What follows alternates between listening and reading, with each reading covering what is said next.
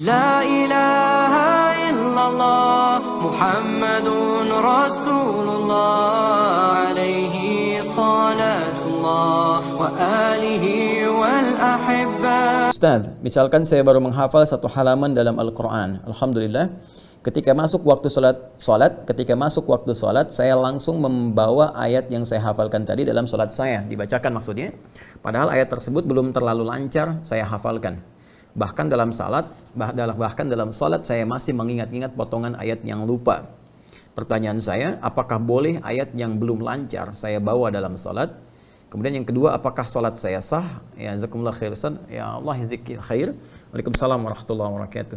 Baik, teman-teman sekalian, ini penting sekali. Kaidah sederhana yang disampaikan dalam Al-Quran, jelas sekali di Quran surah ke-73. Ya, surah ke-73 Al-Muzammil, ya, di ayat yang ke-20 Allah jelas menyampaikan faqra'u ma tayassara minal Qur'an. Dua kali ditegaskan di sini, faqra'u ma tayassara minal Qur'an. Bacakan oleh Anda apa yang paling ringan, paling mudah, ya, yang telah Anda kuasai bacaannya, yang telah Anda hafalkan, yang paling mudah yang kita hafal. Jadi standar dalam sholat yang dibacakan tuh bahasa Al-Qur'annya tayassar. Nah, sekarang perhatikan baik-baik teman-teman sekalian dalam memahami, memaknai bahasa Al-Quran. Bismillah. Jadi kalau kita lihat bahasa Al-Qurannya, faqra'u, bismillah. Ya. Seperti ini. Nah ini. Tayassara. Tayassara minal Quran. Seperti ini ya. Ini saya garis bawah yang ini. Faqra'u ma tayassara minal Quran. Jelas, ini ayat diturunkan dalam konteks bacaan dalam sholat, ya. Surat apa yang dipilih oleh kita untuk dibacakan. Ya, walaupun konteks ayatnya terkait dengan dalam kondisi Nabi menunaikan sholat tahajud yang beliau kerjakan dalam masa hidupnya sallallahu alaihi wasallam, namun demikian ini menjadi standar dalam bacaan-bacaan sholat kita. Perhatikan baik-baik, jika kita menunaikan sholat, kata Allah, maka yang dibacakan dalam sholat itu perintah Qurannya ma tayassara. Apa saja yang sekiranya mudah, ya, untuk kita bacakan dari surah-surah Al-Quran atau dari ayat-ayat Al-Quran. Boleh jadi misalnya dari satu Al-Baqarah yang kita bacakan beberapa ayatnya, gitu kan? Maka kita katakan dari ayat-ayat Al-Quran. Atau bahkan kita pilih surah-surah tertentu dari Al-Quran. Di juz amma kan biasanya kita tampilkan seluruh ayatnya dalam satu surah jika surah itu dipandang pendek atau menengah. Nah, hanya kalimat tayassar ini, nanti ada ma, ada tayassar. Tayassar ini, teman-teman sekalian, korelasinya itu ada dua hal. Satu, yang telah dihafal, ya kan?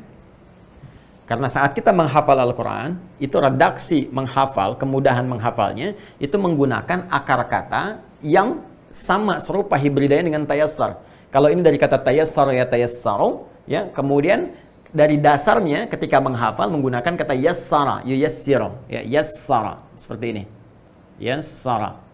Nah, sifatnya disebut dengan taisir namanya, ya, yassara. Ini disebutkan 4 kali di Quran surah ke-54 ayat 17, ayat 22, di ayat 32, di ayat ke-40, ya.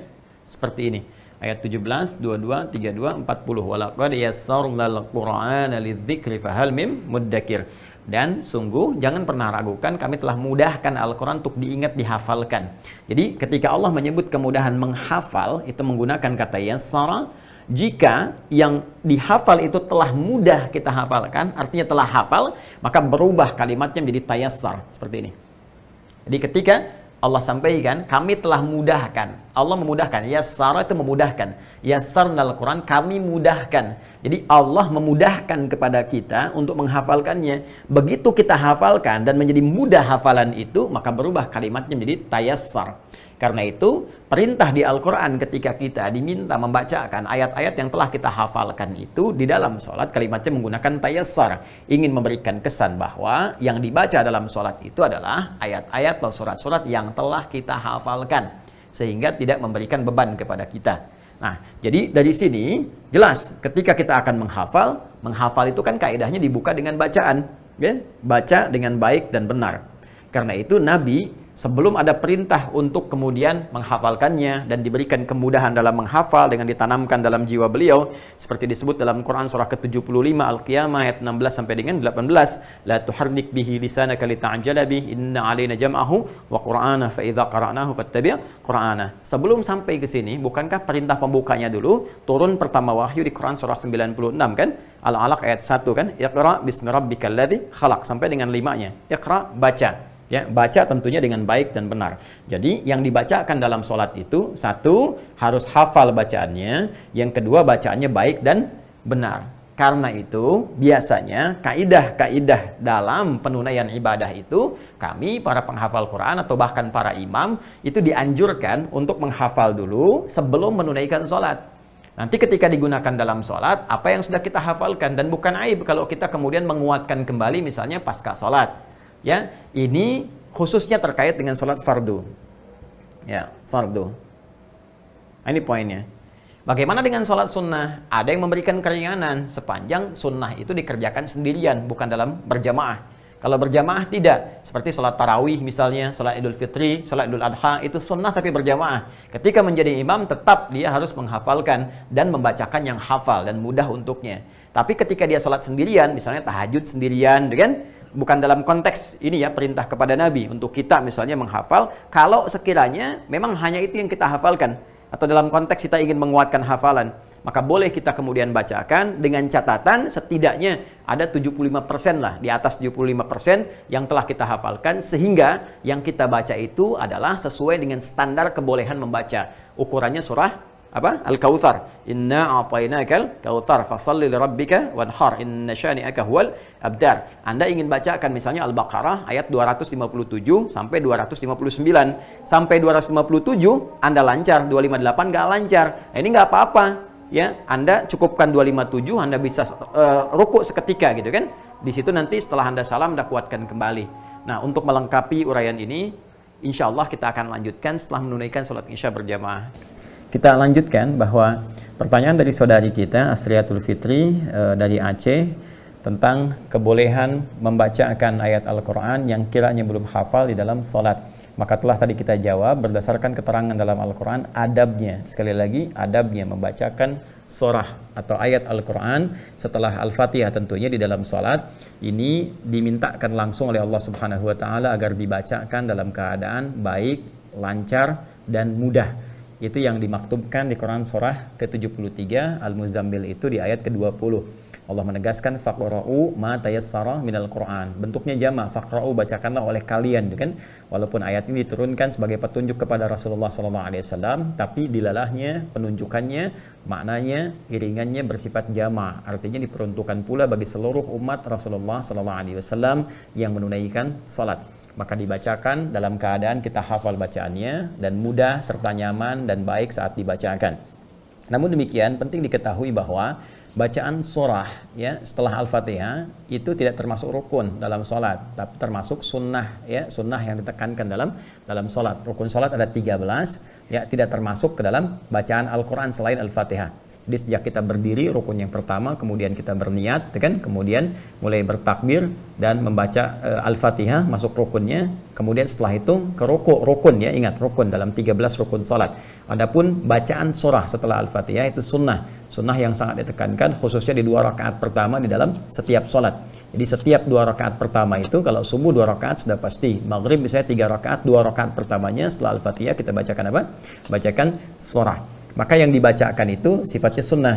Artinya, kalaupun misalnya bacaan kita tidak sempurna dalam bacaan Al-Quran tadi, maka tidak menggugurkan sahnya sholat. Jadi sholatnya tetap sah, namun barangkali dalam konteks sunnahnya tidak tertunaikan dengan sempurna. Kalau sekiranya yang kita pilih bacaan-bacaan yang belum hafal sepenuhnya. Nah, jalan terbaiknya adalah tadi, jika memang ada hafalan yang belum seutuhnya kita hafalkan, paling minimal terpenuhi syarat minimal bacaan surahnya, yaitu sejumlah atau seukuran surah Al-Kautsar. Inna a'tainakal kautsar fashalli lirabbika wanhar inna syani'aka huwal abtar. Seperti tadi saya contohkan sebelum Isya, bahwa kalau Anda memilih membaca Al-Baqarah misalnya dari ayat 257 sampai 259, dari Allahu waliyul ladzina amanu yukhrijuhum minadh dhulumati ilan nur, dan seterusnya ayat sampai 259. Tatkala Anda sampai ke 258 macet misalnya, Ya, dan sulit untuk dilanjutkan di tengah-tengah. Ya, Anda mencoba mengingat tapi sulit. Nah, Anda bisa kemudian melanjutkan langsung ke rukuk, ya, dalam kondisi demikian karena sudah setara bahkan melebihi kadar Al-Kautsar tadi. Tapi kalau sekiranya Anda ingin pindah surat pun kepada Al-Ikhlas misalnya, itu nggak ada masalah, pindah surat langsung kemudian Anda bisa rukuk. Dan ini kondisinya, pertanyaan yang kedua, apakah salatnya sah? Ya, salatnya sah. Salatnya sah, namun adabnya sekali lagi kalau ingin disempurnakan maka usahakan lancar sebelum itu, khususnya salat fardu. Ada beberapa keringanan dalam salat sunnah seperti yang saya sampaikan tadi di awal sebelum salat isya, bahwa dalam salat sunnah sepanjang bukan salat sunnah yang berjamaah, ya, seperti tarawih misalnya, seperti salat Idul Fitri, seperti salat Idul Adha, dan posisi Anda menjadi imam, maka kalau menjadi imam tetap yang paling diutamakan, ya, syarat utamanya adalah hafal bacaan salat, hafal bacaan Quran, dan dibacakan dengan benar. Ya, jadi kalau Anda salat sunnahnya yang sifatnya sendirian, salat duha misalnya, ya kan? Atau misalnya salat tahajud atau qiyamul lail di malam hari dalam konteks sendirian, dan Anda ingin mempraktekkan hafalan Al-Quran, maka boleh dengan sifat seperti ini. Sepanjang tadi setidaknya Anda ada bacaan yang diutamakan dulu, dari 257 sampai 259, setidaknya 257-nya hafal dulu gitu kan. Baru yang lainnya kemudian Anda coba semaksimal mungkin sebelum sholat, Anda praktekkan dalam sholat. Itu sah-sah saja dilakukan dan tidak membatalkan sholat. Sekali lagi, tidak membatalkan sholat karena itu bukan termasuk dari rukun sholat.